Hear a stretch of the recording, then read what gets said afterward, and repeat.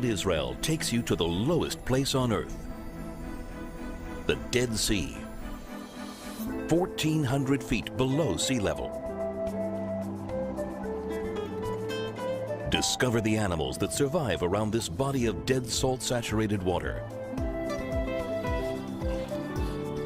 that endure the barren landscape, impassable cliffs, and temperatures that soar above 118 degrees Fahrenheit.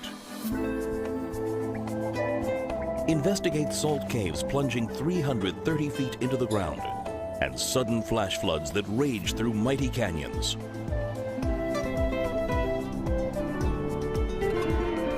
In Israel, history is everywhere. Religion and cultures have intersected over the centuries. But the country is less known for its fascinating wildlife and terrain.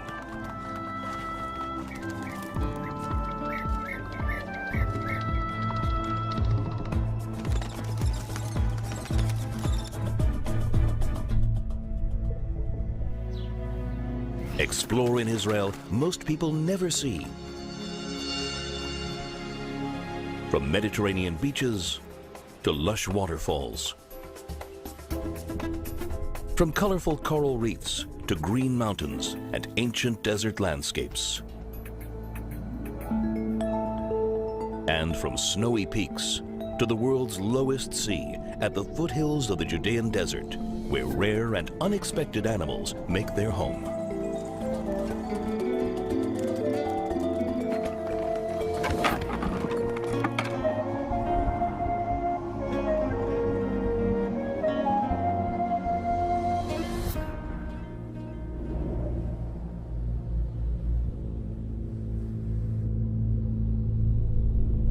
Deep inside the country lies the Judean desert, 53 miles long and 15 miles wide.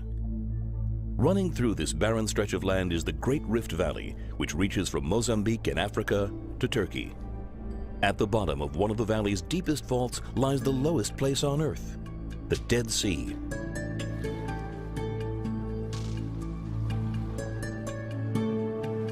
The Dead Sea is one of the saltiest lakes in the world. Any animal that dares to drink here will suffer a painful death.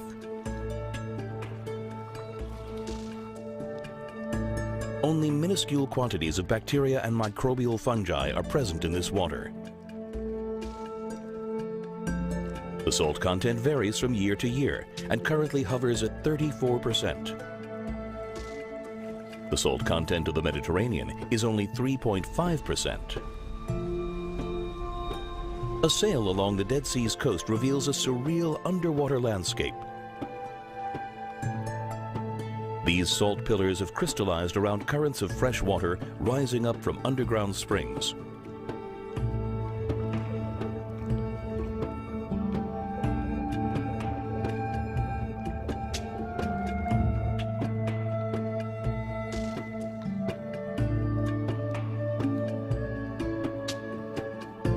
At the edge of the water, these surprising crystallized forms.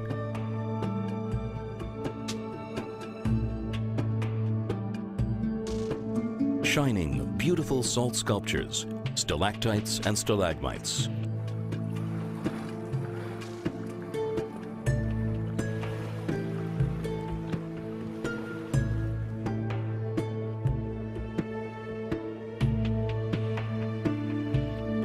Every branch and trunk that is swept into the water becomes a salt sculpture.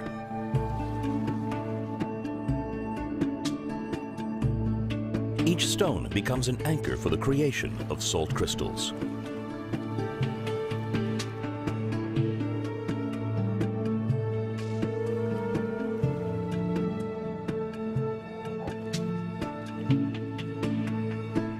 This is a beautiful yet deadly world.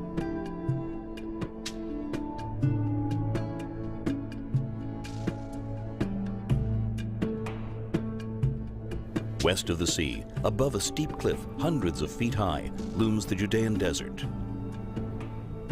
15 miles wide, it stretches to the foothills of the Judean mountains.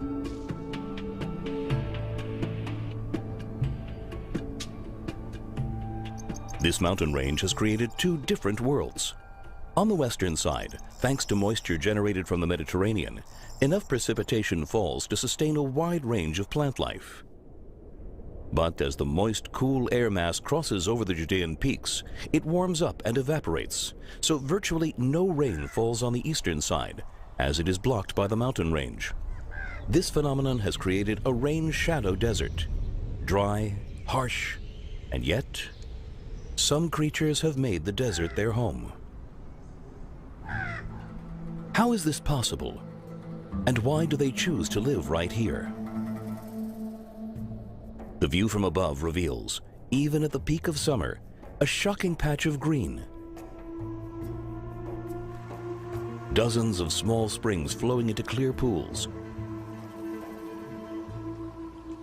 Here, at the edge of the Dead Sea, the lowest place on Earth, the hottest place in Israel, is the Einot Tzukim region. The water comes from rain that fell years before on the Judean mountains and eventually flowed eastwards underground until it reached the coast of the Dead Sea. This slow underground flow has created a paradise in the desert. In the pools at Einot Tzukim swim schools of various species of tilapia. The tilapia feed on the water plants, which thrive in these ideal conditions of abundant water and heat.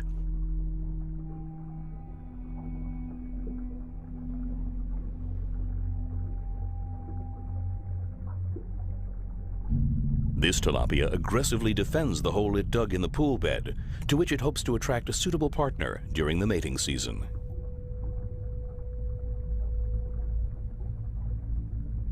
The springs also sustain lush tamarisk thickets, which in turn hide and shelter an entire world. Among the tamarisk branches lives an ant community of builders and sophisticated farmers.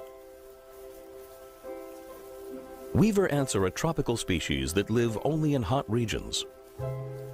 They build and weave a palace for the entire community from silk threads. The nest is well padded, and silk screens protect and completely isolate it from potential threats. The adult ants cannot spin threads, so they exploit the spinning talents of their young larvae. At 2 weeks, just before it becomes a cocoon, the larva body is full of precious silk.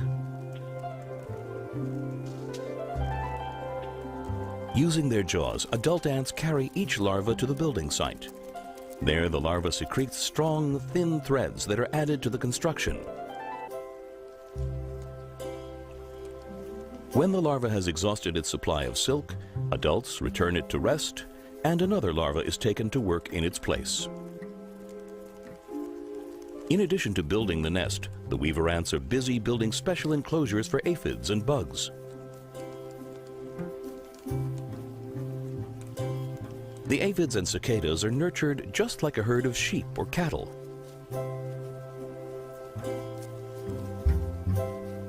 They drink fluids from the tamarisk trees and secrete a sweet liquid called honeydew, a highly nutritious food source for the ants.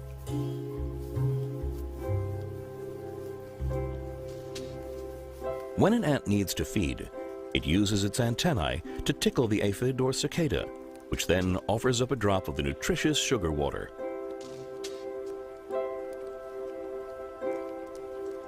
In return, the ants care for them, clean them, and watch over them to make them stay.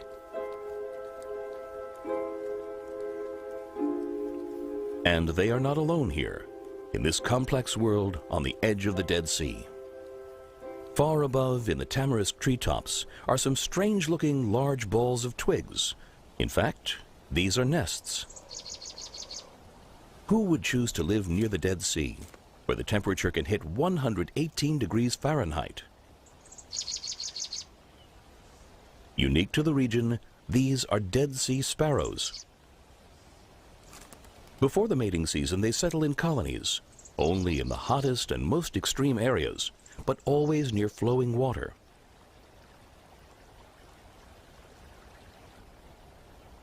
The male chooses the location and builds by himself.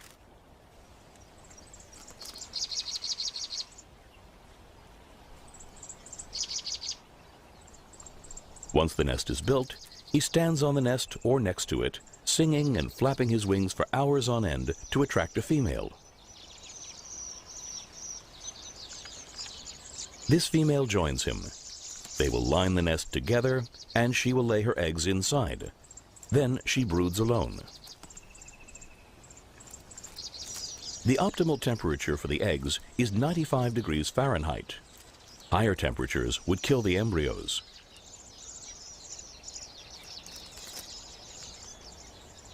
From time to time, she leaves the nest for a soak. When her feathers are wet enough, she returns to drip over her eggs and the nest. The walls are well aerated, and when wind blows between the twigs, it cools the wet eggs. This is cooling incubation. It means the difference between life and death. If the river dries up, the parents must abandon the nest, and the chicks will die in the heat.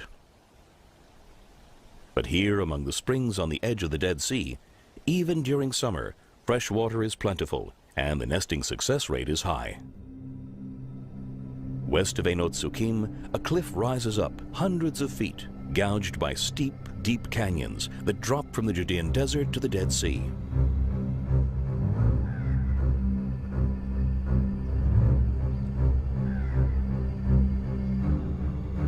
These canyons have provided a hiding place and a refuge for humans and animals.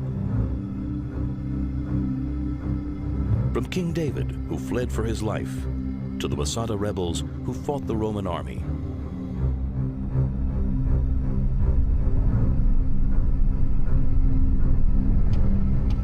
High in the cliff above Einot Sukkim, in a cave, the Dead Sea Scrolls were found, the oldest surviving sections of the Bible.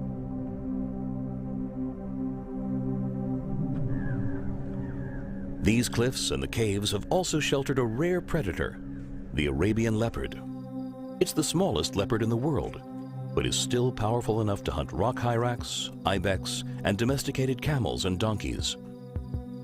Just 1 hour away from busy modern Jerusalem in the late 70s, 12 leopards were seen wandering these canyons, drinking from the spring water at Einot Sukkim and terrifying the desert animals.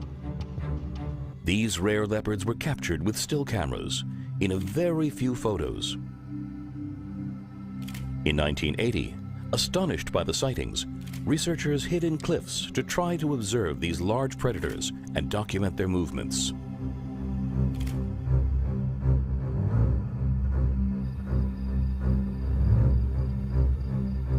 But over time, and for reasons not entirely clear, the leopards vanished from sight, perhaps repelled by even minimal contact with the modern world.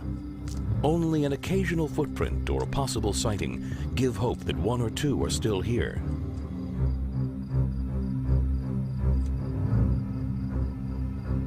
And that maybe one day more might return.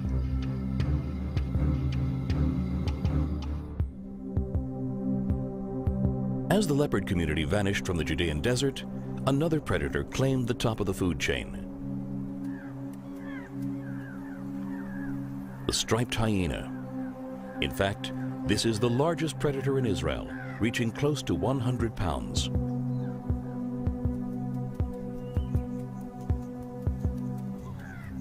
The hyena lives a solitary life, feeding on abandoned carcasses or hunting weak and sick animals.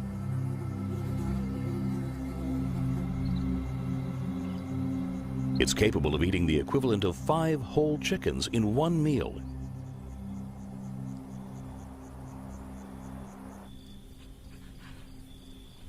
Its sense of smell is highly developed, and the hyena can locate carcasses across great distances.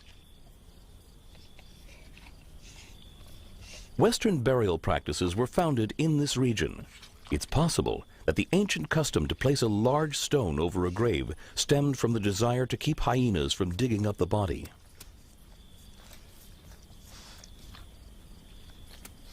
Many cultures fear hyenas and imbue them with negative qualities, in part because they eat carcasses, but also because of their menacing appearance. High shoulders, front legs longer than the back legs, and broad, strong jaws that can crack large bones. This strange build, like a crane, allows it to drag carcasses heavier than its own weight. The hyena's only enemies are human, some of whom see hyenas as supernatural, evil creatures. It's not uncommon for drivers to run hyenas over as they wander along roads looking for carcasses.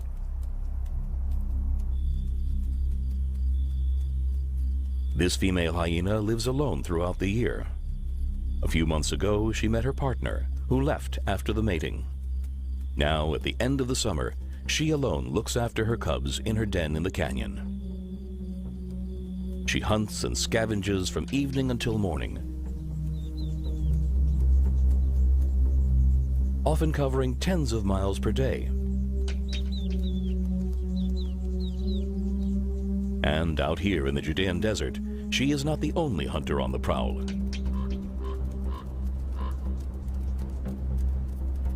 This pack of wolves is also searching for food. Like the hyena, they're mostly nocturnal.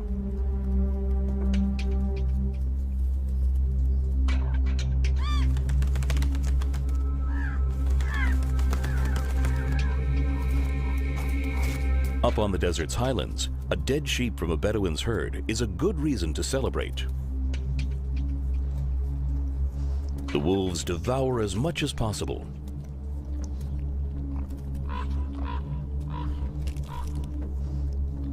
Each one can eat up to 18 pounds in one meal.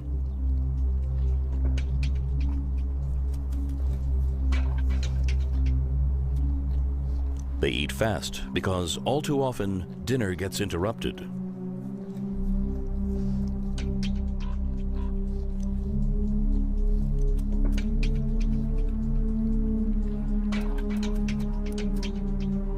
Satisfied and full, they do not need to fight for the remains.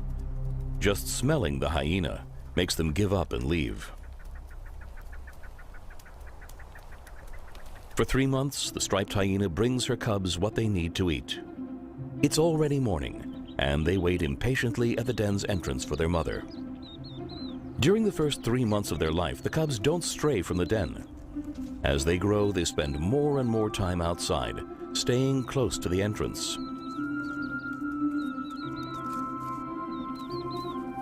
They have plenty of time for social interaction, playing biting games and honing their wrestling skills.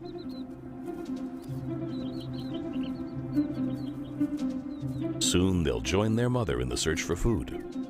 But even while eating meat, they continue to suckle until they're 6 months old.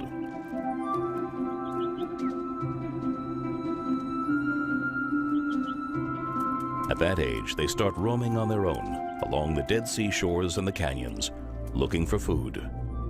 No easy task in this sweltering landscape. And here in the Judean desert, one location is most forbidding of all. Towering 820 feet high, Mount Sodom is the single most arid and harsh area in the region. For this mountain consists of a large lump of salt that was forced upward by tectonic activity.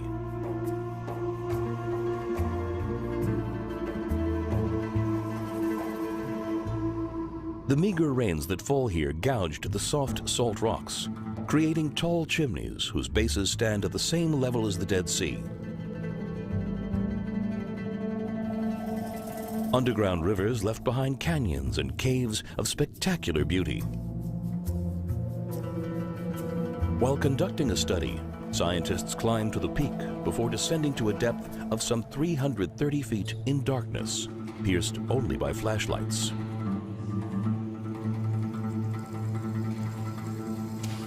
The caves are dangerous. Researchers have to be prepared for frequent underground avalanches. For this reason, the caves aren't open to tourists. This is the longest salt cave in the world. It splits off and twists for over 3 miles.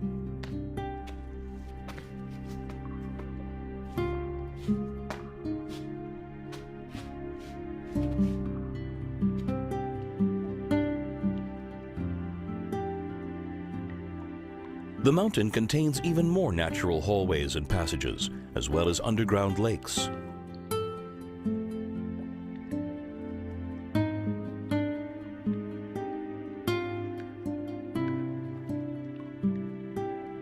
Above the water, the flashlight reveals glittering salt stalactites and white gypsum crystals hanging like threads of silk.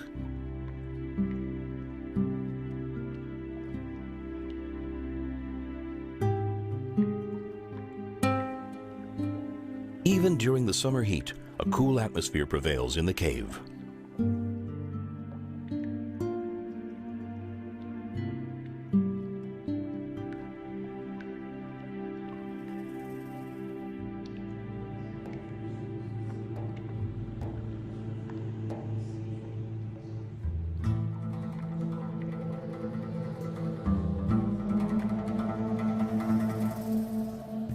It takes a huge effort to return up to the surface.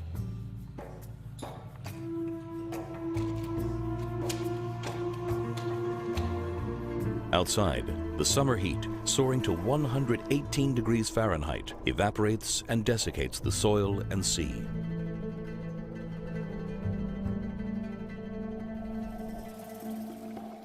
Not far from Mount Sodom hides a vibrant world, completely unlike the Dead Sea's arid coastline. Freshwater springs burst through rock to create flowering rivers and oases.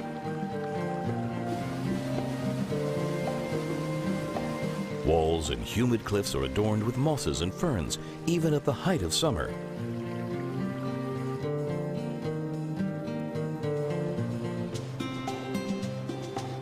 Abundant water combines with high temperatures to create localized tropical moist conditions in the canyon's hideaway, isolated from the surroundings.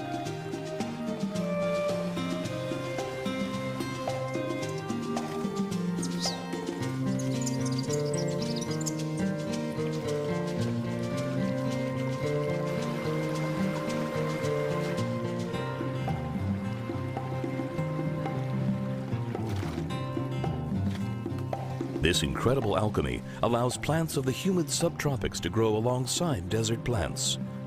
This, in turn, has opened up a lush new world in the desert.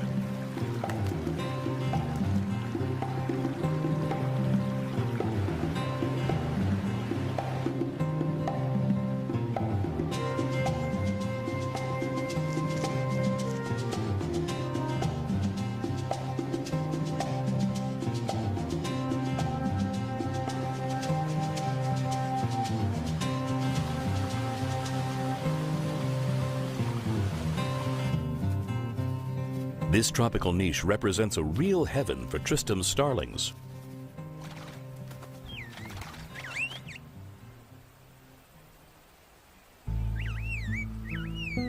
The call of the Tristram starling is now heard throughout the Judean desert.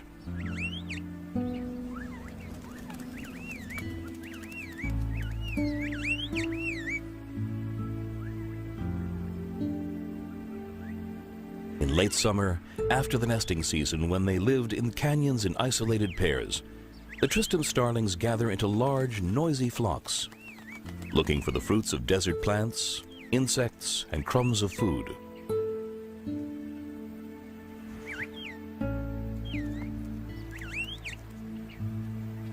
The birds will live as a group from now until the end of the winter. Autumn approaches in the Judean desert. Temperatures drop.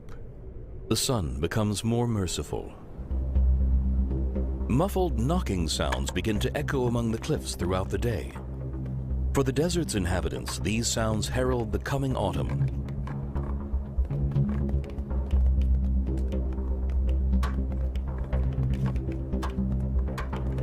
Before the mating season, the male ibex compete to determine their status in the herd.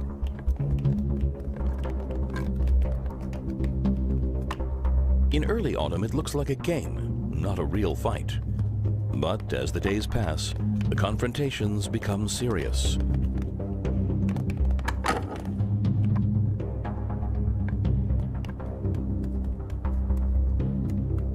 Only the strongest will mate with the females and bring their offspring into the world.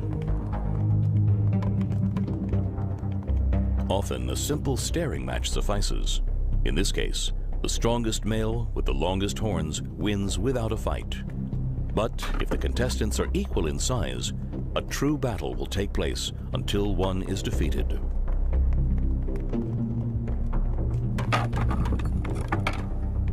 These blows would cripple a human. Most other animals would be badly injured, but not the ibex. Their strong skulls help protect them from the brute force of these impacts.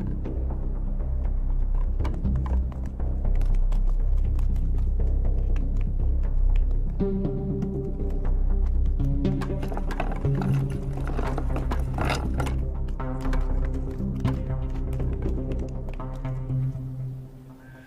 loser appears to feel exhausted.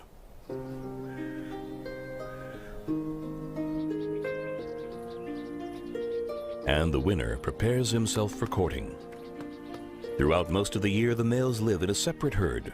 Only now do they approach the female herd. The male ibex raises his upper lip and sticks out his tongue to smell and taste the female's readiness. He circles them for days, waiting for them to come into heat. The female ibex is in heat for only a few days, and if the male misses his opportunity, someone else will take his place. Meanwhile, at the peak of a rocky slope, this young male managed to get close to a female grazing on lichens. He is delicate and hesitant, and she's not bothered at all by his awkward courting. Nothing will develop from this immature relationship.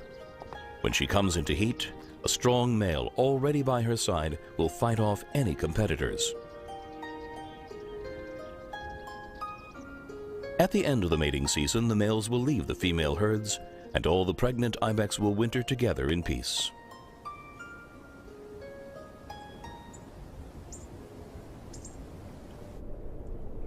These cliffs and caves near the Dead Sea look desolate.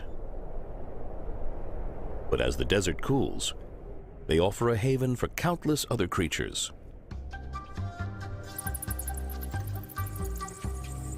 Vast colonies of 2 species of mouse-tailed bats seek shelter in these caves during the winter months. Surprisingly, they even hibernate here. They're the only mammals known to hibernate in consistently warm temperatures. They migrate along the length of the Syrian-African fault line. At the end of the winter, the males and females meet for a short period in a special mating cave, and then in the summer migrate north along the deep Rift Valley. In their summer home in northern Israel, they live in separate caves, one for females and one for males.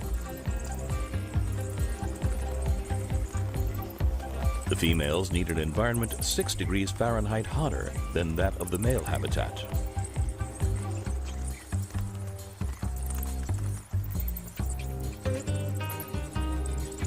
Just before nightfall, a few scouts leave the entrance of the male cave.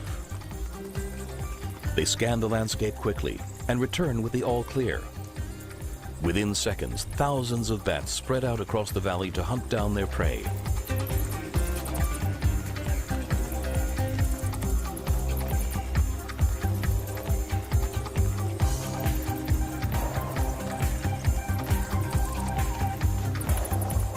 The return to the cave is gradual, after each bat has fed enough.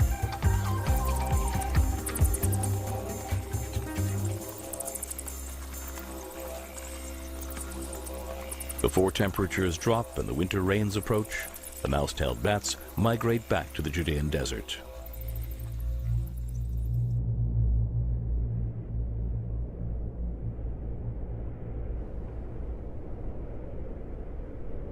Winter rains in the Judean desert are rare, but west of the desert on the Judean mountains there is rain, and a few times a year the range is even covered in snow for several days.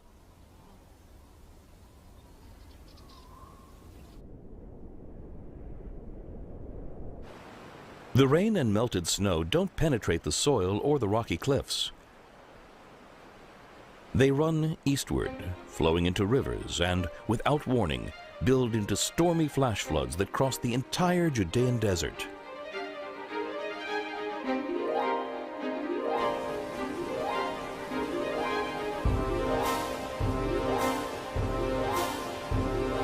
Along their path, the floods pound through deep canyons in the desert highlands and plunge hundreds of feet in waterfalls down to the depths of the Rift Valley.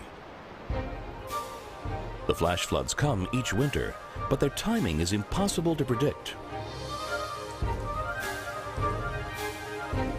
Sometimes the floods form from strong local rainfall, but most of the floods are caused by rain that falls far away on the high mountains.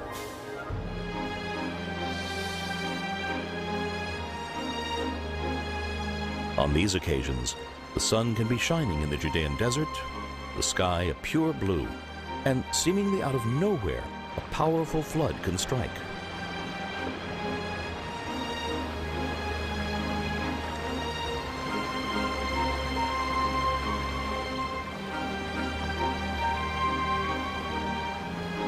Floods in the Judean desert are intense, even deadly.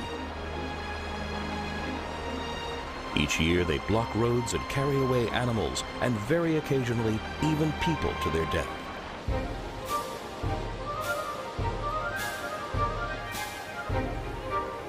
Each flood brings with it water of a different color depending on the drainage area and the materials it collected on the way.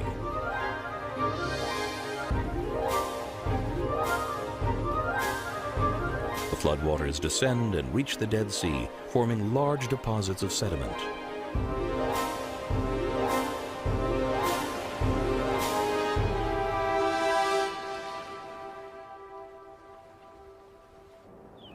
Despite the flood's destructive power, the desert's inhabitants prepare themselves and wait for this water for the entire year. The winter floods are a lifeline for the desert plateau and the coastline of the Dead Sea. Every rocky niche, crack, or crevice becomes a waterhole that holds the precious liquid of life for a few days or even weeks.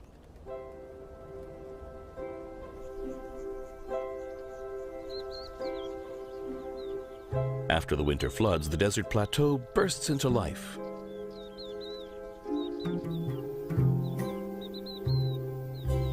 For the mountain gazelles, this is a glorious period of bounty. They graze in small herds among the carpets of flowers and reborn meadows.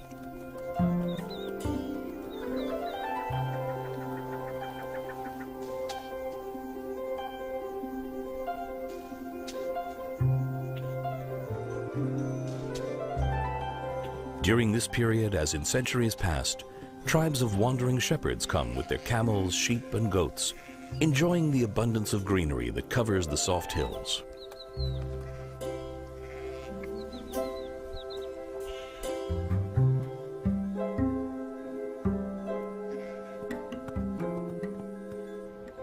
During these lush spring days, the green bee-eater hovers in the desert landscape, digging its nest in vertical walls.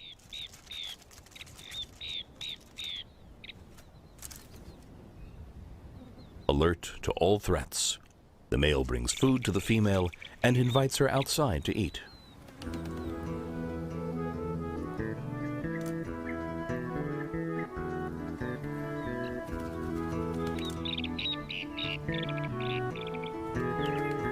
A curious blackstart that approaches the nesting site is pushed back aggressively.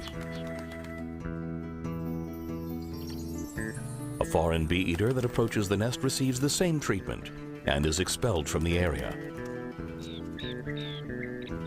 The two parents work around the clock, hunting bees, wasps, and other insects to feed the chicks, hoping they will survive past the spring.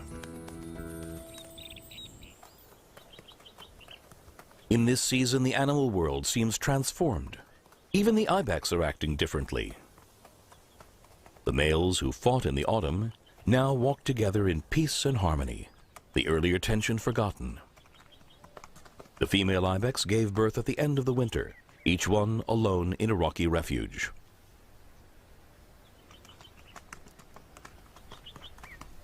After only a few days, they were back with the herd, each female ibex with a kid or two.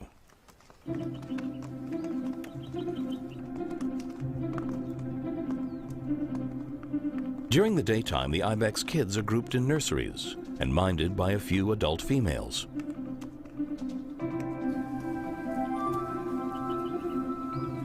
All the other mothers are busy grazing. The atmosphere is playful as the kids practice jumping, running, and headbutting.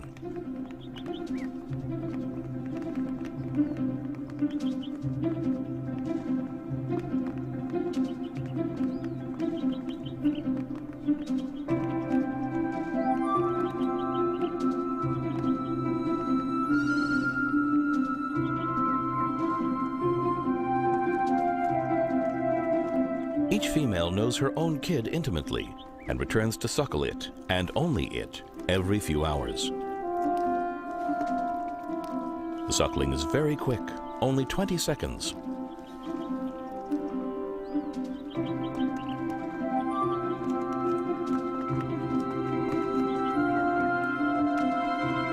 Just a few days old, the kids already wander and climb the desert cliffs without a worry. Sturdy and nimble, their short, strong legs well adapted to the terrain.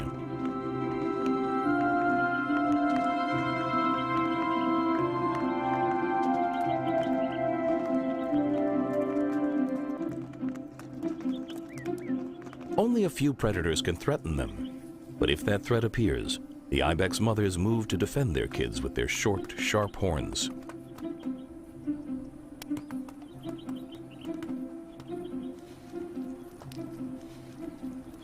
After only a few weeks, the kids take their first taste of the foliage. Their diet gradually changes until they stop suckling at about 4 months.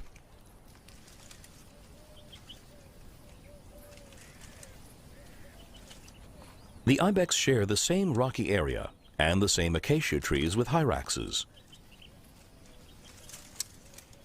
The ibex eat the low leaves, standing on their hind legs to reach as high as possible.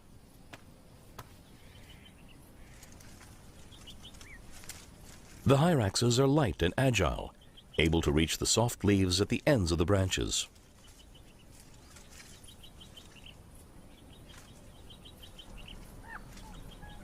They gather their food, careful to avoid the acacia thorns.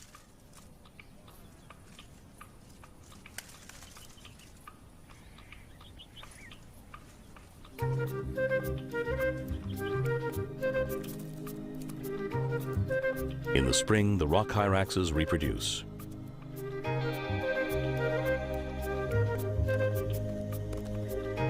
The newly born young are open-eyed, ready for life, and active within a few hours after birth.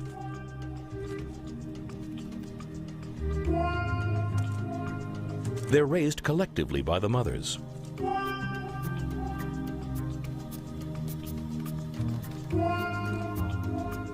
The family, blessed with many cubs, enjoys the spring warmth and spends long hours sunbathing and playing among the rocks.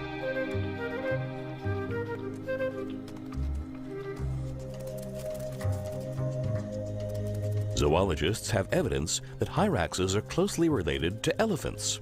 It sounds strange, but anatomical traits support this hypothesis.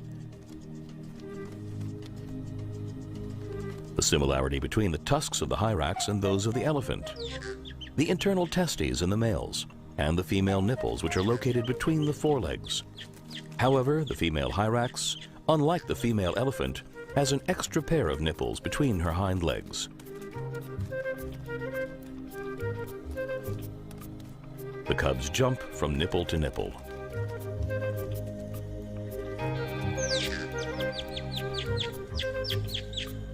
While the mothers raise the cubs, the father stands on a high observation point to keep watch.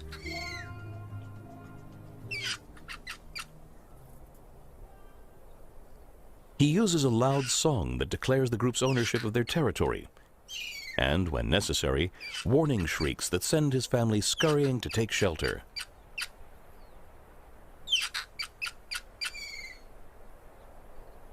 The hyraxes also listen for warnings from their neighbors.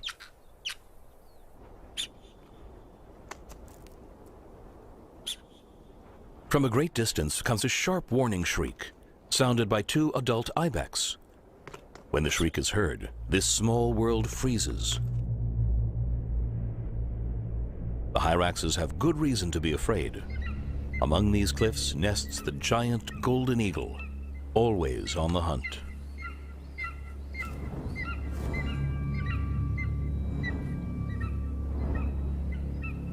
The eagle needs to feed his chicks in the nest, and a dawdling hyrax will be snapped up by his strong talons.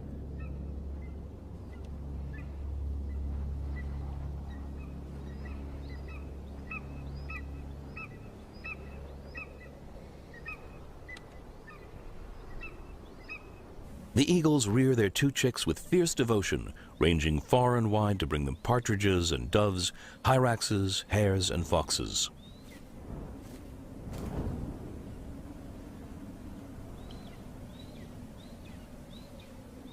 This eagle has captured a live tortoise that even now struggles to get away from this high-altitude death trap.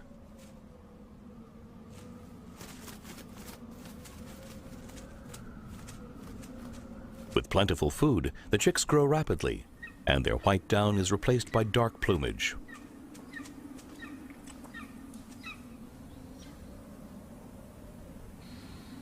The maturing chicks begin to display the necessary aggression. They don't need their parents' help anymore to tear their meal. They even compete with each other for bigger portions. The eagles are monogamous and mate with the same partner for many years, maybe for their entire life. They regularly repair their nest with twigs and human garbage.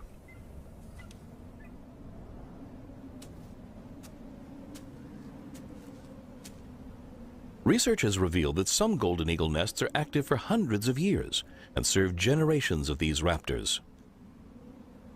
At the age of 2 months, the chicks are nearly ready for their first flight and practice flapping their wings and jumping in the nest. Even after they leave the nest, they maintain contact with their parents and live in the cliffs surrounding the nest for another 4 months.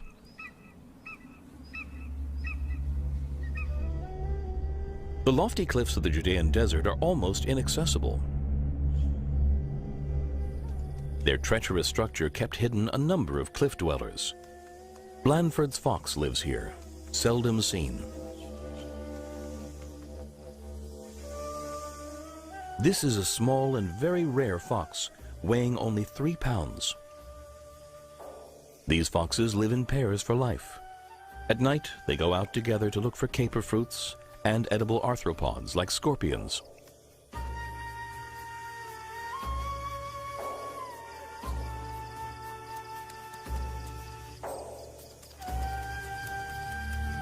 More than 10 species of scorpions live in the Judean desert, all nocturnal. Under the night sky, they scout for small reptiles and insects, trying not to fall prey themselves. The steep hideaway provides shelter for another surprising animal. His calls echo within the canyon.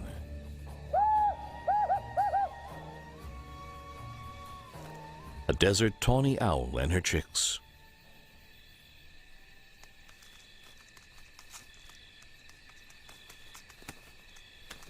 This is the first time ever that a desert tawny owl and her 2 chicks are being caught on film. The mother hunts and gently feeds the chicks on the rocky ledge with scorpions and large spiders, geckos, and other small animals.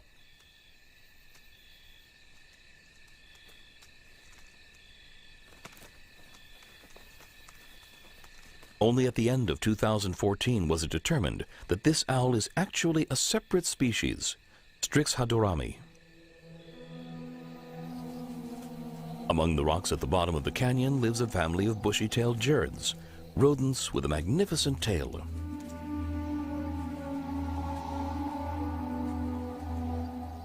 The mother suckles her tiny pups in the burrow.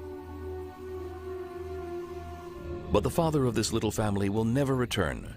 Looking for food at night exposed him to the owl's sharp eyes. A few minutes ago, he was caught and delivered to the chicks on the rocky ledge.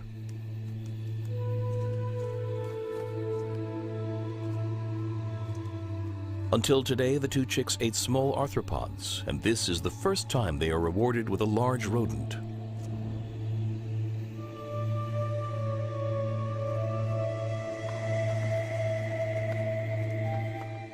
The maturing chick has difficulty swallowing it.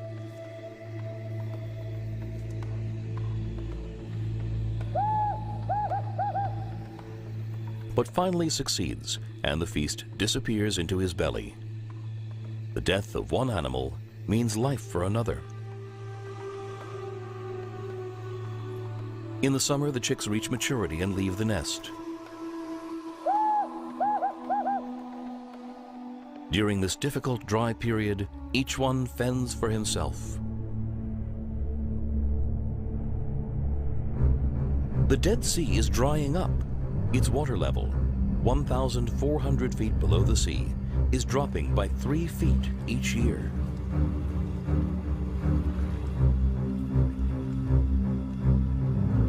The Jordan River was once the Dead Sea's main source of water.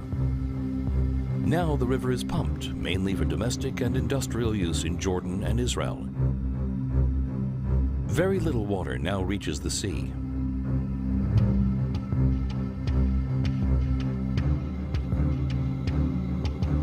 At the same time, both Israeli and Jordanian quarrying operations extract minerals from the Dead Sea, like potassium and bromide, present in very high concentrations. To do this, the sea's water must be intentionally evaporated. The dropping sea level creates grave and unforeseen ecological problems. As the salty water recedes, it is replaced by fresh groundwater.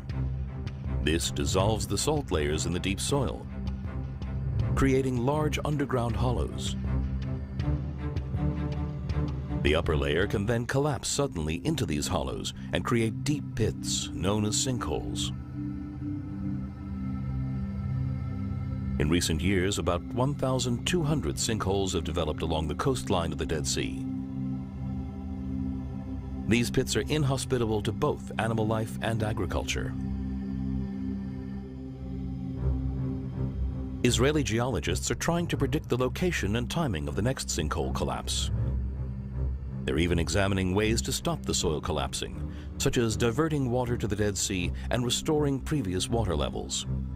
However, a safe way to resolve the issue hasn't been found.